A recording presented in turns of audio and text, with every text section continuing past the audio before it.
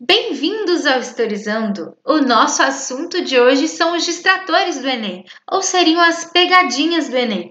Bom, nesse vídeo a gente vai entender quem são, quais são esses distratores, essas pegadinhas. A gente vai entender como a gente pode escapar deles justamente para marcar a resposta certa. Então continua assistindo esse vídeo e não se esquece que lá no @historizando Tati no Instagram tem mais conteúdo para você. Começando, a gente vai entender quais são os tipos aí de distratores. Existem 4 tipos no total.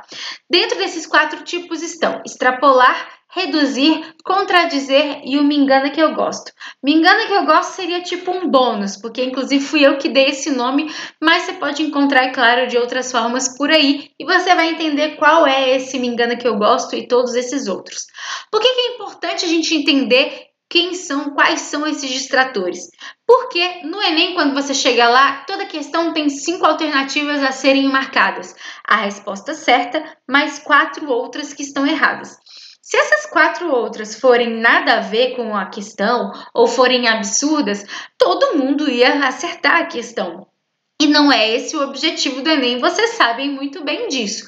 Por isso, o Enem vai então criar alternativas que são distratores para então distrair aquela pessoa que de fato não entendeu a questão ou não está entendendo o conceito da prova, como funciona a prova. Então, esses distratores estão lá para isso. Agora, cuidado que distrator é uma coisa, pegadinha é outra. Por quê?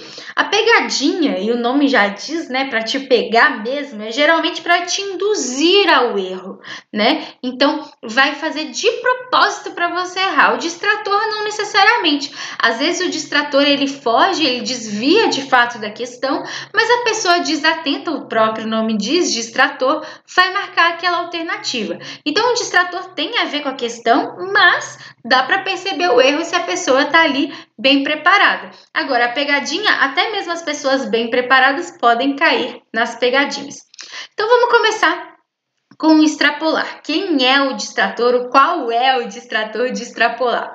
Bom, extrapolar é quando a alternativa vai além do que está na situação problema ou no enunciado.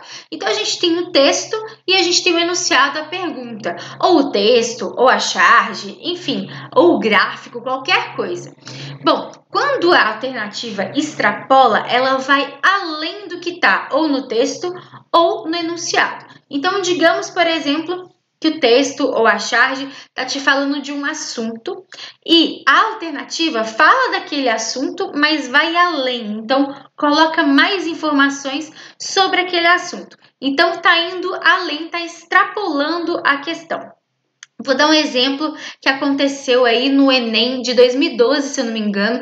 Inclusive, tem vídeo aqui no canal sobre essa questão. A gente tem uma playlist de questões do Enem aqui. E nessa questão se falava do movimento asteca, mais especificamente da invasão de Tenochtitlan pelos europeus. E uma das alternativas falava o seguinte, que o texto falava sobre o extermínio das populações indígenas. Gente, o texto contava de uma batalha em Tenochtitlan sobre os astecas e os europeus, né? Mais especificamente os espanhóis. Então, é um caso específico. E aí a alternativa fala: esse texto é sobre o extermínio das populações indígenas. Então, ó, vai muito além, tá extrapolando. Por quê? Tá falando extermínio, então matou todo mundo, matou geral, e das populações indígenas, então todo mundo morreu, todos os nativos morreram. E é verdade? Não é verdade. O texto falava de uma batalha. Então, essa alternativa, inclusive, foi muito marcada na época e ela é um distrator excelente porque ela está extrapolando, está indo além, mas ao mesmo tempo tem a ver com o texto, porque o texto falava de uma batalha em que os nativos perdiam. Se você quiser ver esse vídeo na íntegra, vou deixar nos cards para vocês. É legal para vocês entenderem aí esse distrator de extrapolar, de ir além. E aí eu coloquei uma observação aqui para vocês que é muito comum essas palavras e expressões extremas.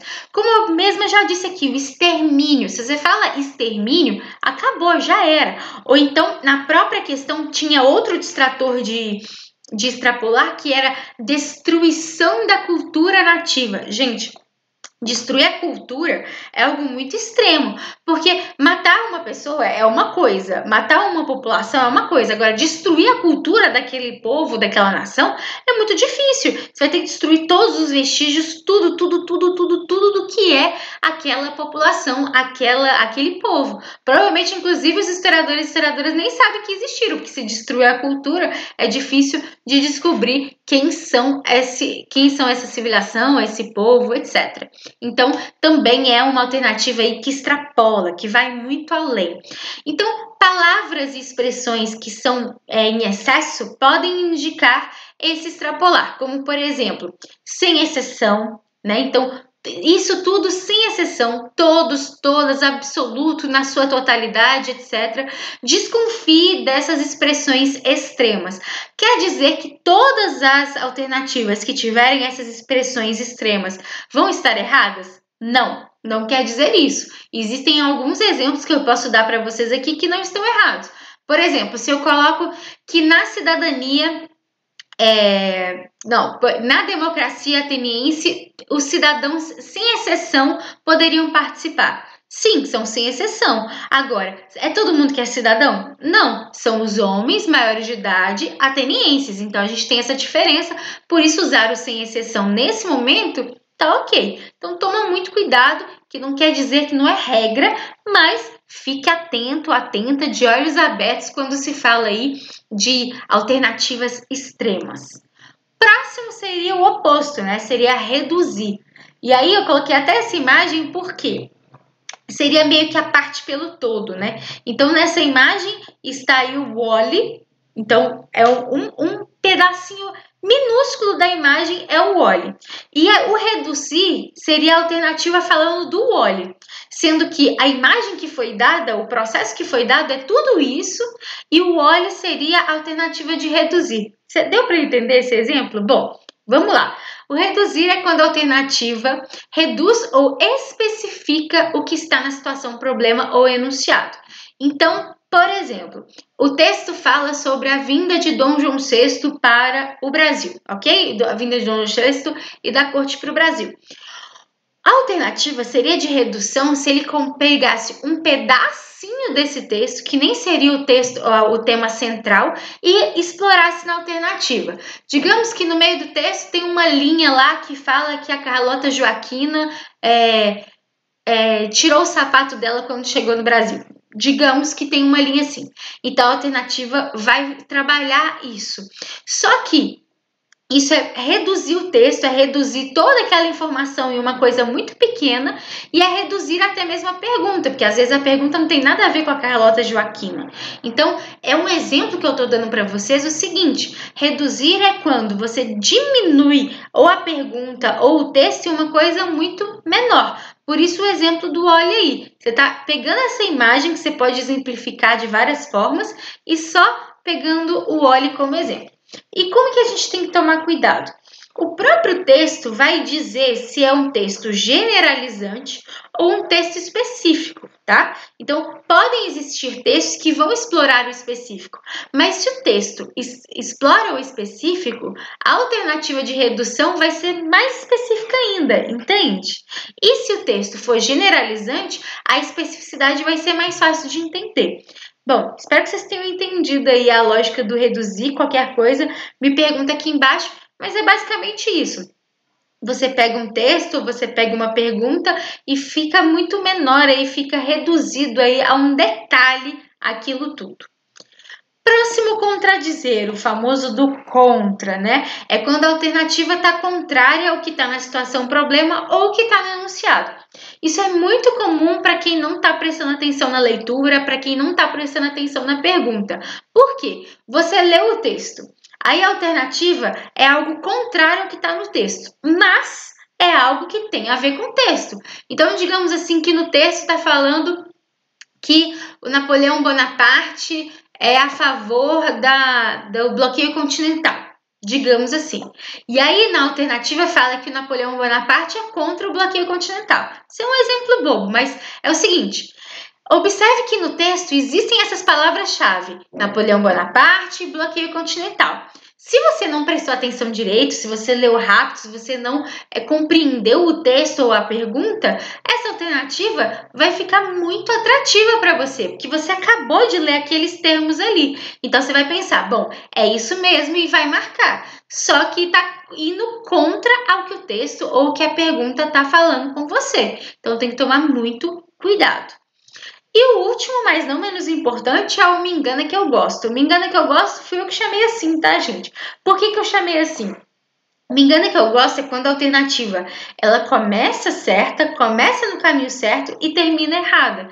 Então, quando ela começa aí afirmando coisas que têm relação com a pergunta, com o texto, mas às vezes até a última palavra, o último termo, a última expressão está totalmente errada. E o Me Engana Que Eu Gosto trabalha exatamente assim, o começo muito certo e o final muito errado. E isso vai ser um distrator, porque a pessoa que está ansiosa ou ansioso lá para marcar a alternativa certa, já começa lendo, vê que começa certo e já marca, não é essa mesmo? E bola para frente. Eu sei que no Enem a gente tem pouco tempo para fazer as questões, cerca de 3 minutos para cada questão. Mas ao mesmo tempo a gente não pode simplesmente ir fazendo, ignorando as coisas. A gente precisa prestar atenção. E gente, eu já falei aqui mais de uma vez no canal, quando você lê o texto com atenção, uma vez de leitura, uma vez que você lê aquele texto com atenção, é mais que suficiente. E aqui no canal eu dou várias dicas sobre principalmente as questões de humanas, né? Com relação a isso. Então, continue acompanhando Historizando. E aí, de novo, como eu já disse, esse distrator é muito comum para as pessoas que não têm atenção no texto, tem falta de atenção no texto ou na pergunta e na própria alternativa, né? Essa aí é a falta de atenção maior, eu acredito que seja até na alternativa, porque às vezes até você leu o texto bem, você compreendeu ali que parte da questão está certa, né? Da alternativa está certa, mas chega lá no final e erra por causa de uma palavra, de uma expressão, de um termo. Então, tomem muito cuidado com isso.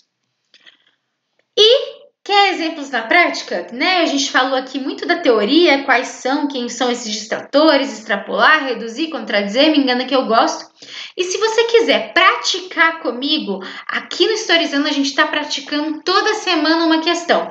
Então eu estou fazendo toda semana uma questão com vocês, para vocês entenderem justamente quem são os distratores, quais são os distratores, como é que eles aparecem. E já temos vários vídeos aqui com a playlist de questão da semana, vou deixar linkado aqui para vocês.